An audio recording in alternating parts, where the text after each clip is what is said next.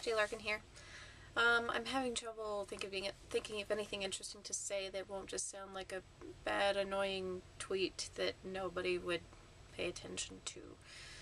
Which, makes up 99% of Twitter. I spent today feeling more head sick and had lunch with my brother and wrote in a diner with him sitting across from me, which was a little bit distracting but still fun. He's a hilarious guy. I'm at my funniest when I have him sitting nearby because he is just so funny that anybody can kind of ride on the coattails of his humor and seem funnier as a result. Maybe you'll see him on this thing someday. No promises though. Yeah, so I got some writing done today, which felt great. And what else have I done? Today was kind of a blur. That's what happens when you wake up at noon, which is what happens when you go to sleep at 6. I have to work tomorrow. It's almost 1:30. I should be in bed. I've been thinking a bit about frivolous characters lately. I talked about it in my little rant yesterday about the Taylor Lautner movie, Abduction, with the dumb chick that had no reason to be involved and on several occurrences should have been ditched. The movie would have been much more enjoyable without her in it. If we had taken out all the scenes where she was standing there with doe eyes and a wounded expression on her face and basically trying to draw herself to her, draw attention to the victim, her. If we had taken all those scenes out and just put in more Taylor Lautner kicking people in the earlobe and then making them eat the earlobe and then hitting them with their own fist until they cried in Russian, the movie would have been great. I'm pretty sure that it was because of that pointless character and that pointless romance that's what made the movie a 2-star debacle. So I've been thinking about characters like that because there are a lot of them.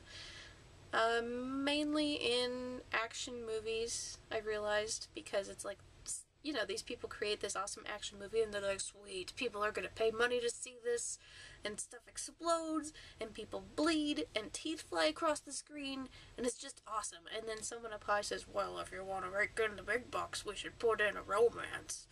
And so at the last minute, they tack in this extra little subplot with romantic partner person. Could be male, could be female, but they have no real value to the plot. Usually the dialogue is lame and very forced because you can tell even the people who were making this didn't want them in there. So they just sort of, there it is. And it just sucks, and it's obvious to the viewer, and it's nothing but a distraction. Why do people do it? I mean, there has to come some point in the process of making these bombs that you realize, this sucks. If I just take this piece out and, paste it over with another shot of somebody getting hit in the nuts, people would love it. But no. For some reason, nobody catches on to that. So that's something that I'll try really hard to implement in my own writing, as an awareness of, what is necessary, what is unnecessary, what is entertaining, what is not. And it seems like such a simple concept, but so few people actually do it. And I want to be one of those few people. I don't want people to be talking about that unnecessary bimbo that showed up in chapter 13 and nobody wanted to read about, but she just wouldn't go away. Yeah. Also today I've realized that in my old age of almost 24, I've become a bit of a sourpuss. Granted, I was never much of a chatty Cathy giggly bird anyways, not, since I was 7. But I was at the dollar store today because I did get paid, but not a lot.